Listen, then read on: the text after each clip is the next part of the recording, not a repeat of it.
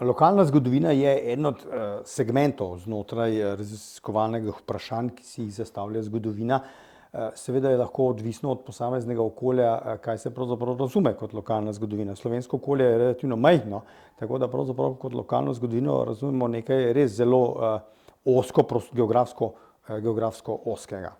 V nekih okoljih, kjer je seveda to historiografija, ki obsega velik geografski prostor, pa so seveda lokalne teme pravzaprav nekaj take, kar je pri nas včasih že pravzaprav kar pokrajinska zgodovina. Z lokalno zgodovino se zgodovinarji srečujemo na različne načine. Nekateri seveda iz nekega lastnega interesa, vzgiba, lahko gre to za nek prostor, od koder izhajamo, ali iz nekega raziskovalnega vprašanja izhajajočo pobudo, da se ukvarjamo z nekim ožjim prostorom. Kolikšen del zgodovinarjev se s tem ukvarja, je seveda odvisno od nekega trenutka. Druga skupina ljudi, ki se pa ukvarjajo z lokalno zgodovino, pa so posamezniki, ki v svojem smislu profesije v bistvu niso profesionalno izobraženi zgodovinarji, vendar so se priučili nekega dela tipa, kot to počnemo zgodovinarji, in se potem seveda ukvarjajo z neko lokalno zgodovino, zopet iz nekih sebi svojskih vzgibov. Slovensko zgodovinopisje se je na nek način z lokalno zgodovino začelo intenzivneje, bomo rekli, ukvarjati, dajmo to točko postaviti morda v leto 1934, ko je začela izhajati kronika slovenskih mest. Sprva pravzaprav kot mestna kronika Ljubljane, pa se potem takoj razširilo. Zdaj že naslov je mogoče malo zamejil prostor interesa, torej šlo je za tekste, kjer se je predstavljalo zgodovinsko dogajanje v nekih večjih, recimo temu pogojno urbanih središčih. Z vojno je seveda stvar zamrla. Po drugi svetovni vojni pa se je sorodna revija obnovila leta 1953, ko je začela izhajati revija z naslovom Kronika, časopis za slovensko krajevno zgodovino, ki izhaja še danes. Časopis je seveda v svojem bistvu omejen, oziroma fokus njegovih objav so neke lokalne zgodovinske raziskave. Ni nujno, da so vedno samo zgodovinsko, lahko so seveda tudi geografi, etnologi in podobni profili. V zadnjem času, recimo, če malo še nekaj o tej reviji povemo, gre seveda za tip publiciranja, kjer je neka številka tematska, torej omejena na nek prostor, čeprav seveda ta lokalni del zdaj tam najverjetneje ni nek kraj, razen če gre za kak večji kraj, sicer je pa to neka recimo temu regija ali pa nek prostor nekega kraja z njegovo širšo okolico. Zdaj, zakaj je zanimivo ukvarjanje z lokalno zgodovino, oziroma kakšni so pa dometi, ki jih lahko ima ukvarjanje z lokalno zgodovino, ne glede na to, ali se s tem ukvarja profesionalni zgodovinar ali pa nekdo, ki se to pač iz lastnega interesa v prostem času ukvarja s tem.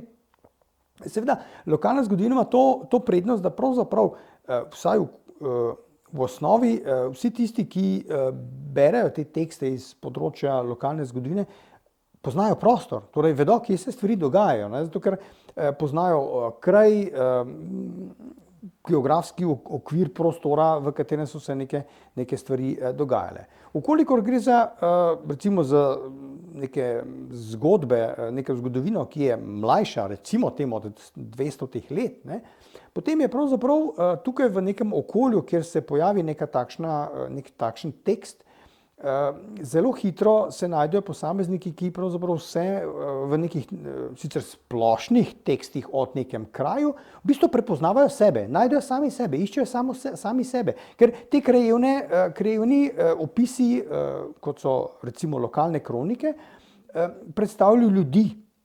To so pa predniki teh, ki tam zdaj danes živijo. Predstavljajo institucije v tem kraju.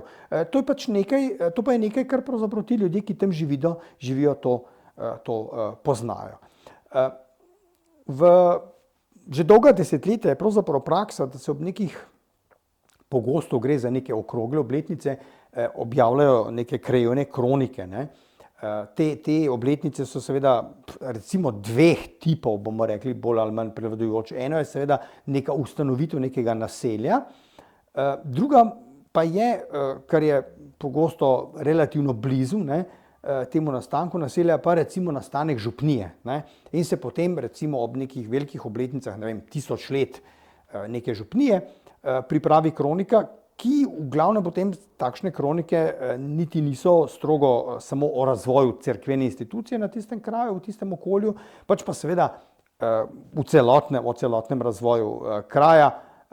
Vemo, da seveda v določenih časovnih obdobjih je imela cerkev oziroma župnija pač neko določeno pomembno funkcijo, ne zgolj v smislu duhovne oskrbe, pač pa seveda tudi širše. Podoben vzgib so recimo lahko zgodovine šol.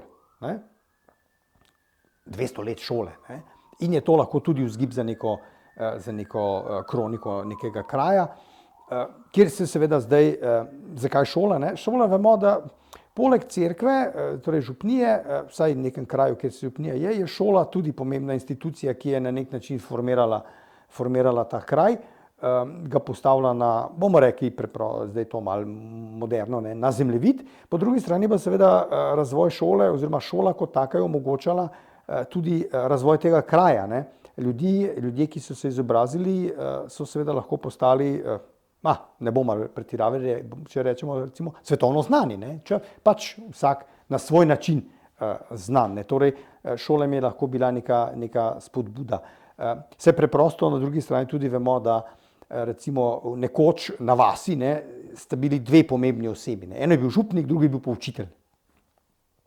V kontekstu takšnih interesov po pisanju nekih krajevnih kronik se je seveda zdaj strani, pravzaprav z obeh strani, z naše strani in pa strani občine Gorje oziroma kraja Zgornje in Spodnje Gorje pojavila ideja o neki kroniki, ki bi zajemala dogajanje na prostoru, ki ga danes zajema občina Gorje, tako da se seveda lahko veselimo najrazličnejših prispevkov, ki bodo nastali na to temo. Naj si bo v nadaljevanju kakšnih podobnih posnetkov, kot je tale videoposnetek in seveda ne nazadnje na koncu, kot tisti kronski izdelek, ki ga načrtujemo v tem projektu, pa je knjiga z naslovom Gorjanska kronika, torej o Gorjah od pamtiveka do danes.